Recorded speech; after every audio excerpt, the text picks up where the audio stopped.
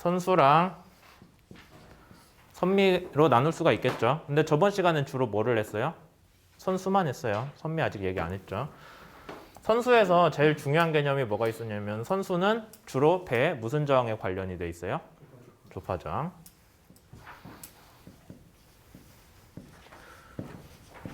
왜 조파저항에 관련이 있냐고 하면은 배가 갈 때 배 머리부터 만나는 유동이 아직 점성의 영향을 충분히 받기 전이잖아요. 점성이라고 하면 배를 만났을 때부터 배 벽면의 노슬립 조건으로 인해서 유동이 영향을 받아야 점성 유동이 되는데 이제 배 초반에는 아직 점성으로 충분히 많은 영향을 안 받았기 때문에 이상유체처럼 생각을 해도 큰 문제는 없어요. 그러니까 이상유체에서 배로 인해서 발생하는 변화는 수면파밖에 없었죠. 경계층이 없으니까. 그래서 이제 수면파로 인한 저항이 조파저항이기 때문에 선수에서는 조파저항 관련한 문제가 있다라고 했었고 거기에 대해서 우리가 우선 생각할 수 있는 게 조파저항이 발생한다면은 배가 좌우로 뚱뚱하면 그러니까 가면서 수면을 많이 관통한다고 해야 되나? 그러니까 이런 배가 있으면은 이 배를 흘수선 기준이 수면이잖아요. 수면을 잘랐을 때 그 수면에서 이 배가 관통한 면적이 있겠죠. 형상. 그러니까 물 아래에서 형상이 아니라 이 수면으로 쫙 배를 잘랐을 때 수면 기준으로 배가 많이 공간을 차지해서 수면을 많이 밀어내는 상황이라면은 당연히 배가 뚱뚱해서 조파저항이 클 거다라는 얘기했어요. 그게 이제 제일 기본적이었는데 그걸 조금 더 설명을 하자면은 파괴 중첩으로 설명을 하나 했었고 선수가 이렇게 있으면은 이쪽 선수 끝에서 위에서 본 거예요. 끝에서 생기는 파가 있을 거고 그 다음에 또 어디서 주로 파가 생긴다고 했어요? 압력이 크게 변하는 어깨에서 생긴다고 했죠. 그러니까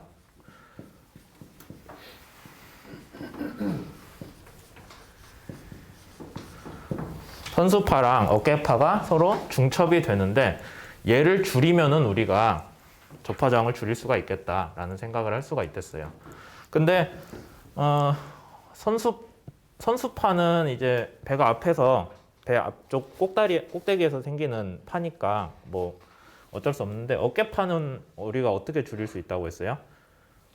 어깨의 형상이 급격하게 변하는 것을 막아서 최대한 매끈하게 가게 하면은 중간에 압력 변화가 적기 때문에 어깨파가 작게 형성이 된다라고 얘기를 했었죠.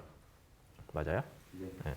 그러니까 배를 설계를 할 때 크게 조파저항 관련해서는 어깨를 잘 뽑아가지고 어깨파를 줄이는 게 중요하고 선수파는 배끝이 뾰족하냐 아니면은 배끝이 뭉툭하냐에 따라 달라질 거다라고 얘기를 했는데 그걸 우리가 어떤 용어로 표현을 했어요?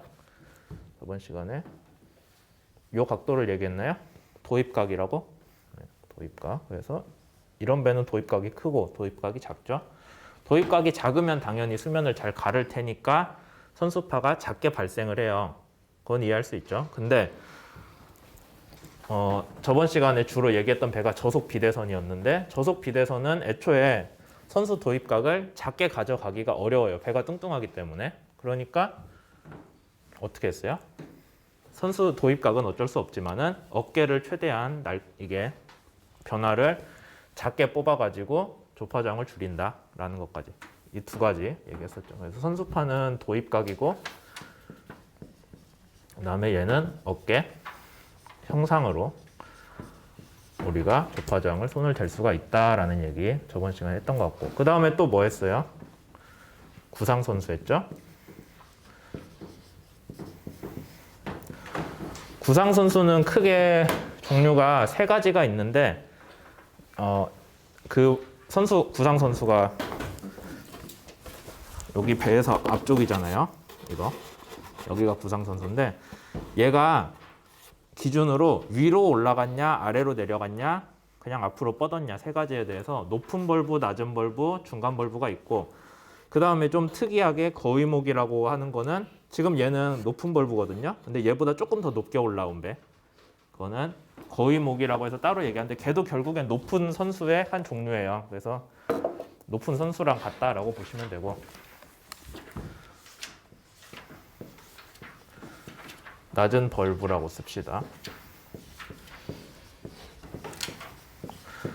낮은 벌브는 어느 때 우리가 사용을 했냐면은 수면 아래로 배수량을 몰아준다라고 했을 때 낮은 벌브를 썼어요. 이런 식으로. 너무 극단적으로 그렸는데 그렇다고 벌브가 아래로 쳐지진 않아요. 이런 식으로 생겼겠죠. 같은 선수 배수량을 가졌을 때 낮은 벌브를 써주면은 수면부터 먼 데에 배수량을 몰아줄 수 있잖아요. 그렇죠? 수면부터 먼 데에 배수량을 몰아주면 수면 쪽은 상대적으로 어떻게 돼요? 배수량이 덜 모이니까 수면을 날씬하게 할 수 있겠죠. 수면 형상을. 그래서 우리가 앞에서 얘기한 도입각도 날씬하게 해줄 수 있고 뭐 어깨도 어느 정도는 날씬해질 수 있겠죠. 그러니까 이 원래대로 전통적인 배로 하자면 구상 선수가 없으면 전체적으로 뚱뚱한 선수인데 수면 아래쪽으로 부피를 몰아줬으니까 그 몰아준 부피만큼 수면 쪽은 좀 여유가 있는 거예요. 그래서 더 날씬하게 이쪽 라인을 날씬하게 뽑아줄 수가 있어요. 그래서 수면파가 좀 작게 생기겠죠. 그런 면에서 좋다라는 게 있었고. 그 다음 비슷한 개념인데 조금 다른 게 책에 중간 벌브라고 돼 있죠. 중간 벌브도 기본적으로 생긴 거는 이런 식으로 생겼어요. 그러니까 수면 변화에 따라서 별 차이가 없게 그냥 뭉툭하게 생겼거든요. 이거 언제 쓰냐고 했어요. 저속선에서 짐을 많이 실었다 내렸다 하면은 흘수가 변하는데 흘수가 선수가 변환됐어요? 선미가 변환됐어요? 선수가 변해요. 왜냐하면 선미는 어차피 무거운 엔진이 차지하고 있기 때문에 짐을 실으나 마르나 똑같이 가라앉아 있거든요. 그러니까 화물을 올렸다 내렸다 하는 앞쪽이 이제 가벼워지니까 원래는 수면이 이렇게 되어야 되는데 배가 들리겠죠. 배가 들리면 수면이 어떻게 돼요?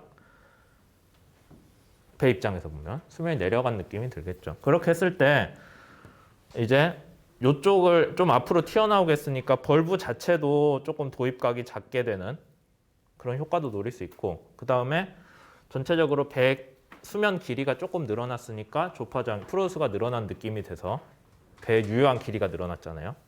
벌브로 튀어나오면서 그런 식으로 해서 조파장이 좀 줄어든다라는 개념이에요. 그러니까 두 개 다 어느 배에 주로 쓰냐면은 저속선에 주로 써요.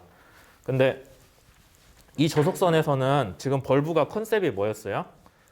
둘 다 어떻게 배수량을 좀 조절을 한다거나 뭔가 해가지고 조파장의 발생을 피하려는 거죠. 그러니까 파를 최대한 실제 수면을 관통하는 배의 형상을 최대한 날씬하게 해서 파의 발생을 줄이려는 게 이런 저속선 벌브의 특성이고요. 그 다음에 아예 다른 컨셉으로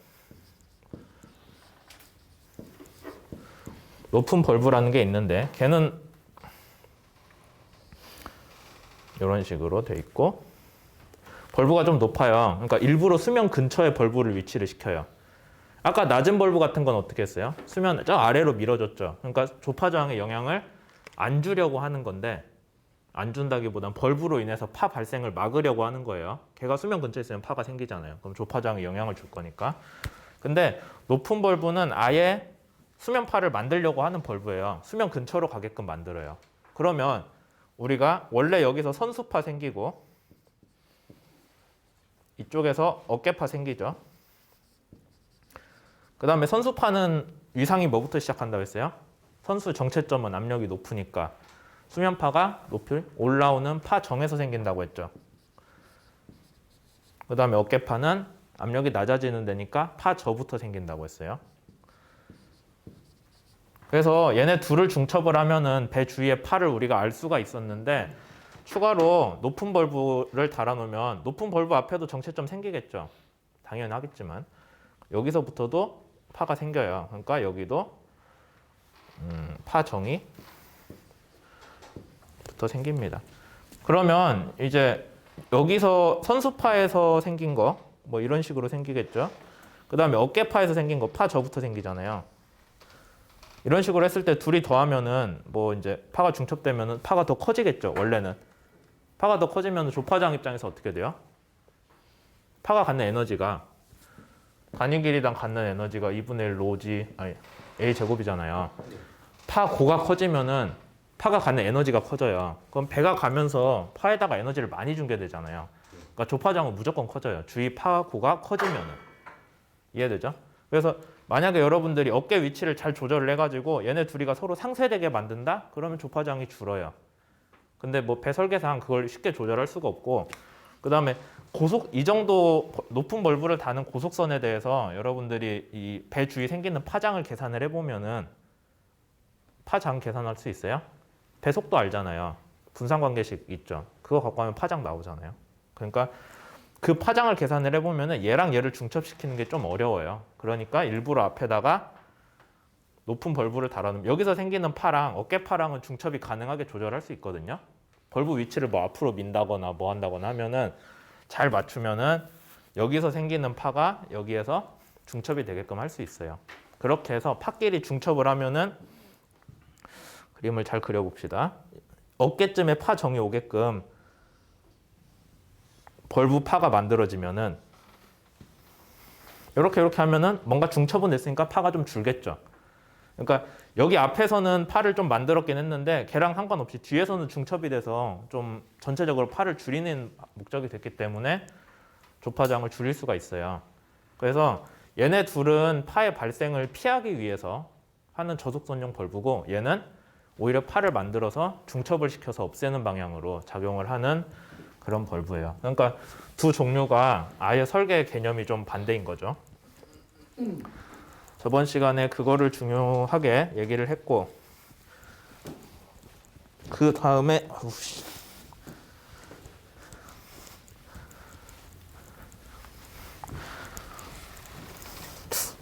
어제 쓸 때 잘 지워졌는데 왜 안 지워져?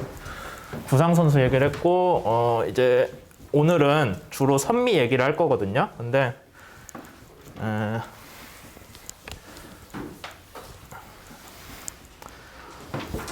이제 선미 얘기 들어가기 전에 그러면 배가 선수를 봤을 때 아니면 선미를 봤을 때 얘가 잘 설계가 됐는지 안 됐는지가 궁금하잖아요. 당연히 모형 시험 하면 나오긴 하는데 근데 그게 완전한 걔는 결과만 보여주는 거지.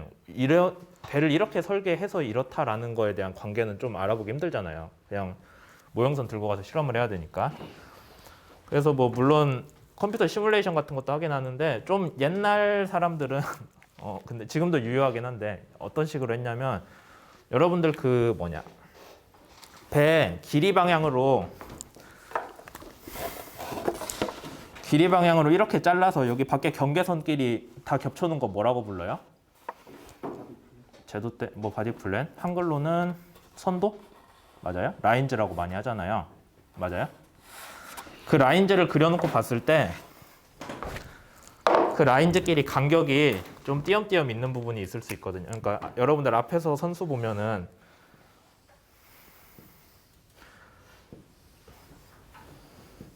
뭐 이런 식으로 돼 있잖아요. 선수 앞에서 보면은 라인즈 이런 식으로 그리잖아요. 그러면은 사실 요런 데 서로 간격이 유사하면은 갈 때 형상 변화가 일정한 건데 요런 데 보면 갑자기 팍 커지잖아요. 이제 이런 데는 형상 변화가 바뀌니까 압력 구배가 생기거든요. 그럼 그런 데서 유동이 뭔가 좀 안 좋아지는 거는 이제 그냥 꼭 숫자로 표현하지 않더라도 그럴 거라고 이해는 되잖아요.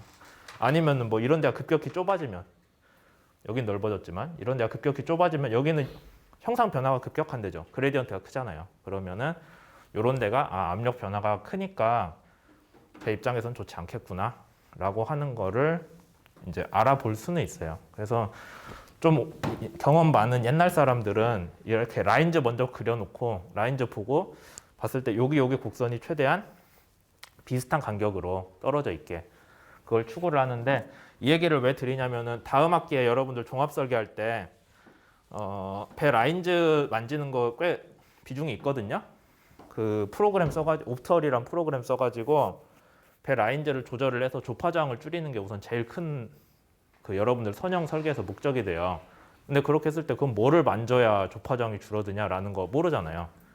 물론 우리 수업에서 어깨를 다듬으면 된다. 근데 뭐 어깨만 다듬어서 될 일이냐라고 생각을 할 텐데 그런 거 할 때 라인즈를 딱 보고 거기서 최대한 비슷한 간격으로 뻗어 나가게 그런 식으로 접근을 해주면은 좋을 거예요. 지금은 말만 하는데 다음 학기 아마 옵트를 붙잡고 제대로 하려고 하면은 꽤 고생을 할 수 있습니다. 어쨌든 그런 얘기를 했고 그 다음에 이제 원래는 우리가 선수 몇 분 됐어요? 15분. 그거밖에 안 됐나? 그럼 잘랐다 할게요.